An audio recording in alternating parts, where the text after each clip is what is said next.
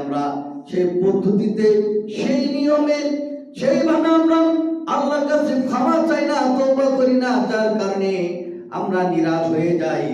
আমরা পাপ করেছি, অপরাধ করেছি, এই পাপের বিনিময়ে আমরা জান্নাত পাবো না, আমরা জাহান্নামে যাব, এরকম বলে থাকি।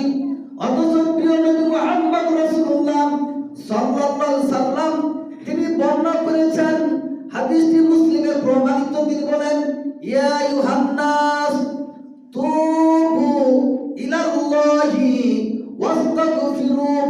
আল্লাহর নবী বললেন, ও মানুষ সম্প্রদায়রা, তোমরা আল্লাহর কাছে তোমরা ফিরে যাও, তওবা করো, আল্লাহর দিকে তোমরা প্রত্যাবর্তন করো, ফিরে যাও। ওয়াস্তাগফিরুহু, এবং তার কাছে তোমরা প্রার্থনা করো, ক্ষমা চাও, তোমরা প্রার্থনা করো, ক্ষমা চাও।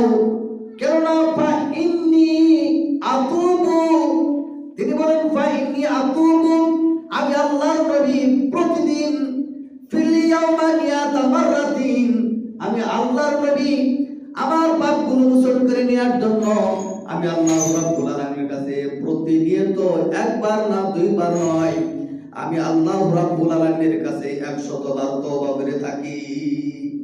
100 বার আল্লাহর নবী দিনও তওবা করেছেন, আস্তাগফিরুল্লাহ, আস্তাগফিরুল্লাহ, আস্তাগফিরুল্লাহ। অন্যটি হাদিসে হলো, তিনি বলেছেন 70 মাররাতান, 70 অধিক বার, 70 অধিক তিনি আল্লাহর কাছে এইভাবে তিনি তওবা করেছেন। আল্লাহর নবী একটি হাদিসে বললেন 70 অধিক, আর একটা হাদিসে তিনি বললেন 100 বার প্রতিনিয়ত। প্রিয় ভাইরা, আমরা কত অন্যায় করেছি।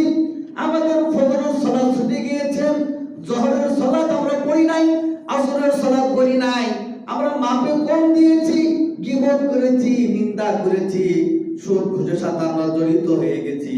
আমরা প্রতিনিয়ত আমরা পাপ কাজের সাথে আমরা অংশগ্রহণ করে থাকি। অথচ এই পাপগুলো মুছে নেওয়ার জন্য, এই পাপগুলো থেকে বেঁচে থাকার জন্য প্রিয় নবী মুহাম্মদ রাসূলুল্লাহ সাল্লাল্লাহু